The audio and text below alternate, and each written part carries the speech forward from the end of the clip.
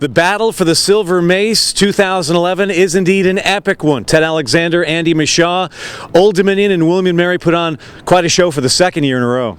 Battle is correct. That is the definite correct word for this, especially for the defenses who looked like helpless out there at sometimes. 500 yards of offense for both of these teams. It was a show. We begin with William & Mary on the march toward the game's first score, but then a first mistake from the Tribe, a fumble in the end zone. Fumble in the end zone looked like a pretty good catch, and it almost would have been a touchdown. I think Eric Lewis popped it out of there. Carvin Powell definitely picked it up in the back of the end zone. Big turnover. Game remains scoreless. Monarchs on the move there. Angus Harper, who'd have a huge game, got the Monarchs on the board first. Huge game for Angus Harper. You know, he was going up against Jonathan Grimes. He came out and showed he's a pretty good running back himself.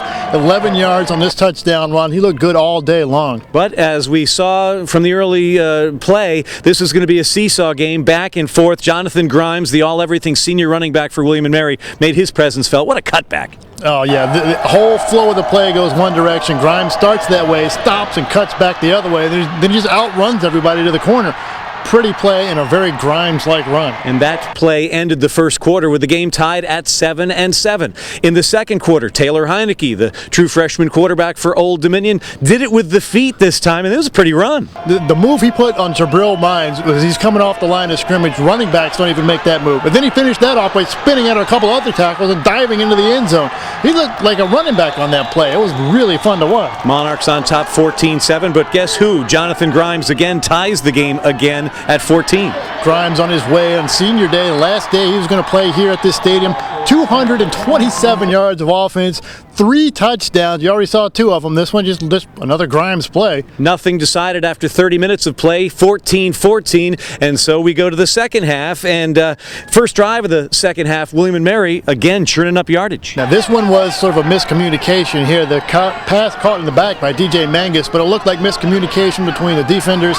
Somebody thought they were going to pick him up. They didn't. Good job by Caprio to stay alive and find him. Shootout time. Monarchs down by 7, but they would come back. And again, the trickeration from Bobby Wilder. How about the reverse turning into option pass for 6? So many athletes on these teams. Some of these guys come in here after playing quarterback in high school.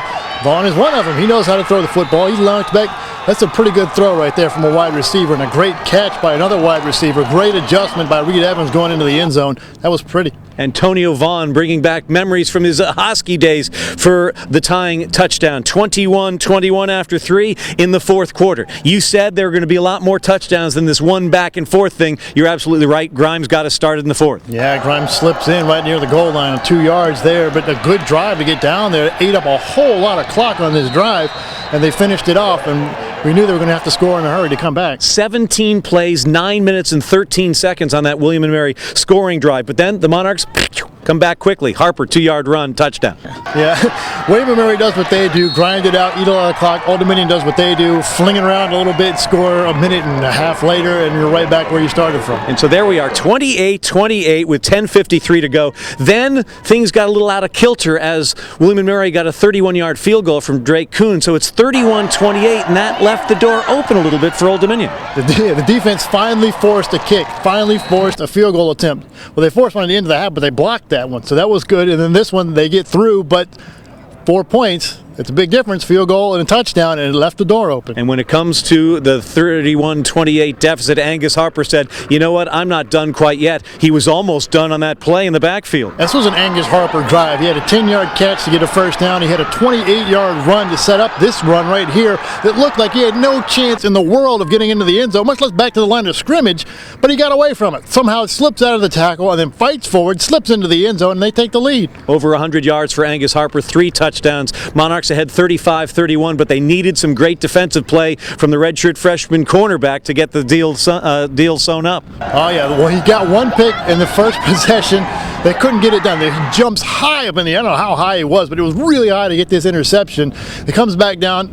William & Mary gets the ball right back. They come down again, threatening to score again. They throw it deep. Only guy there is Eric Lewis. He makes another pick. 2 possessions for William & Mary, 2 picks for Eric Lewis, and that sealed it. How about it? 35-31, Old Dominion defeats the Tribe of William & Mary and wins the first ever battle for the Silver Mace. Old Dominion, the regular season, 9-2, 6-2 in CAA play, and now it's a look ahead to the playoffs. Oh yeah, man. Wilder said, we're not just knocking on the door, we're kicking the door down, ready to go. Bring on the second season. For Andy Michaud, this is Ted Alexander for Monarch Media.